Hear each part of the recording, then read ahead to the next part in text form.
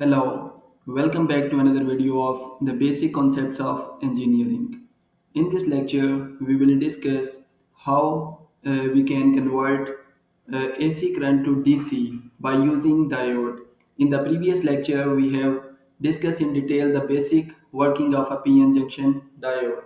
If you have not watched that video yet, watch it first, link in description, then you will understand that video. Okay. First of all, we have AC current. AC current is in two directions. First of all, we have positive half cycle and then we have negative half cycle. But in our DC current, we have only positive half cycles, just like that. We have only positive half cycles, and then we use capacitors to reduce these ripples, and then our final output of DC current is just like that, a straight line. Okay.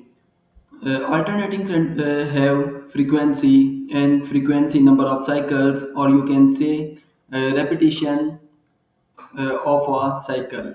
Number of cycles per unit time. This is a complete cycle of AC current, and this is one, this is two here, and this is third complete cycle. And you can say its frequency is 3 hertz. Frequency number of cycles per unit time. Now, how can we convert this AC current to DC? First of all, we have basic half wave rectifier. Half wave rectifier is the very basic rectifier. In this, we use only a single diode, and you must know that diode allow current only in one direction, that is forward bias. It means when we connect positive of diode, that is anode of diode, with positive of battery and negative with cathode, then it will allow current to flow through it. Otherwise, it will behave just like an off switch. It means that if we connect positive here and negative here, then it will allow current. It will allow current and behave as an on switch. If we connect negative on this side and positive on this side, then it will block that current. And this is an AC source. In AC source, we have first positive here, negative here. When we have this cycle, when we have this cycle, then positive is shifted on the bottom and negative here. In this way, you can see negative is connected with anode and positive is connected with cathode. In this case, our diode work as an off switch and block the flow of current. Okay. First of all, when we have positive on this side. In this case, diode will allow the current pass through it, and current will easily pass through the diode, and we get this positive half cycle. And when we have negative half cycle, this one, when we have this one, then negative is here and positive is here. And in this case, diode is in reverse bias and it will block the current, and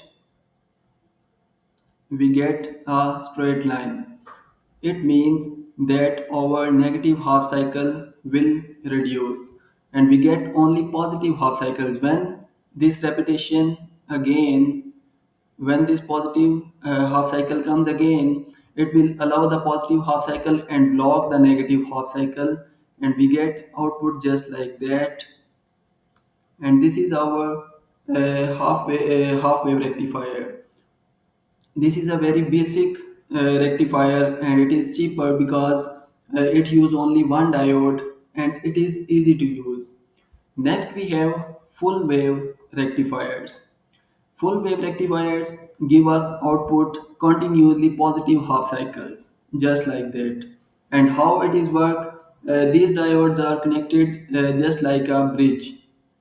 You can see here, this is our first diode, this is second diode, this is third, and this is fourth. And how can this work?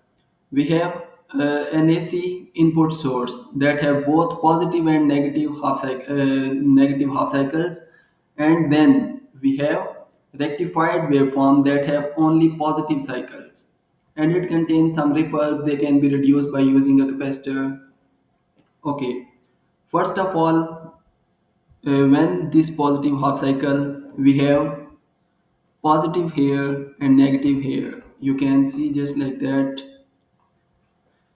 During positive half cycle, is on the upper side and negative is on this side. In this case, you can see our this diode is in forward bias because this is positive of diode and this is negative of diode. And how can current flow whenever we have any circuit? For example, positive is here, negative is here. Current will complete its path from positive to negative, or you can say from negative to positive. Okay, so it will start from here and then reach on the negative side. So it will start from here. First of all, our this diode is in forward bias, so it will turn on, and this is in reverse bias because this is negative of diode and this is positive of diode. So it will not allow the current to flow through it. So it will allow the current to flow through it, then it will pass through the load and reach on this point. Okay, at this point, you can see this diode is also in positive and negative forward bias. So current will take its path from here, and then in this way it will reach to the negative side. In this way, during positive half cycle, current will complete its path. During negative half cycle, when we have negative on this side and positive on this side,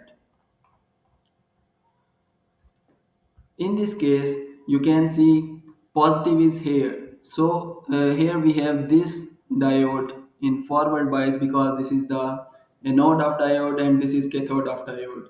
In this case, this diode will turn on, and from here current will pass through the load and reach on this point. And here we have this diode is also in forward bias because this is connected with negative and positive is on this side.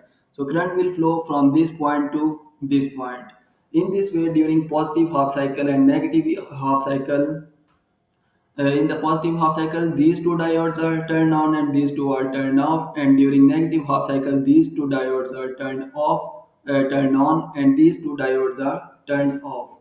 And we get a complete positive rectified waveform. So how can we reduce these ripples?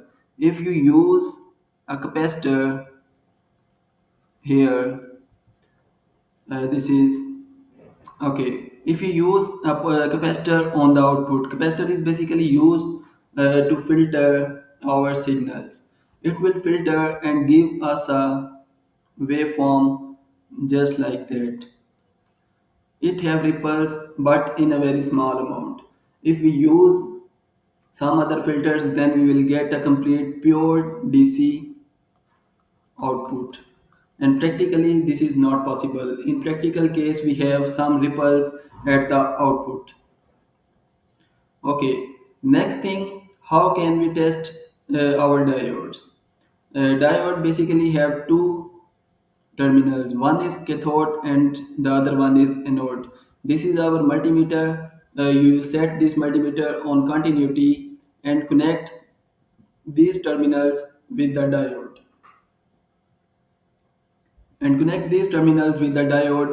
if our multimeter give us some reading just like that in ohm, then our diode is in forward bias, and the positive side of the diode will be anode and negative lead will be our cathode.